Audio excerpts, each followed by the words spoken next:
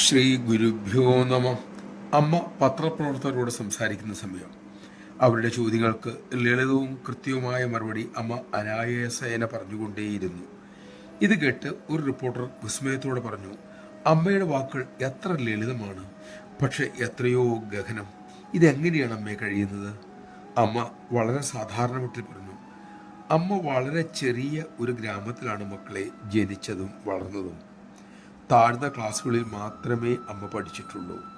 ഇത്രയും പറഞ്ഞതിന് ശേഷം ഒരു പ്രത്യേക ഭാവത്തിൽ അമ്മ അരുളി, പക്ഷേ അമ്മ അമ്മയിലെ അമ്മയെ അറിഞ്ഞു. അവനവനെക്കുറിച്ച് തന്നെക്കുറിച്ചുള്ള അറിവുണ്ടായാൽ സമസ്തവും അറിഞ്ഞു കഴിഞ്ഞു.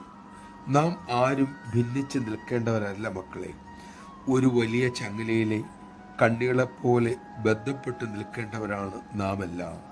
നമഃ ശിവായ. ഇത് ഒരു അമൃതോപനിഷത്ത് തന്നെയാണ്.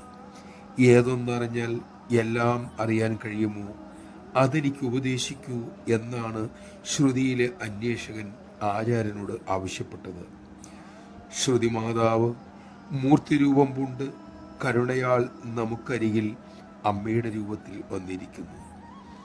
അവിടുത്തെ ഉപദേശമാകുന്ന ആ പാൽ കുടിച്ച് ധന്യരാകാൻ നമുക്ക് സാധിക്കട്ടെ. അതിന് കരുണാമയി നമ്മിൽ കൃപ ചൊരിയട്ടെ.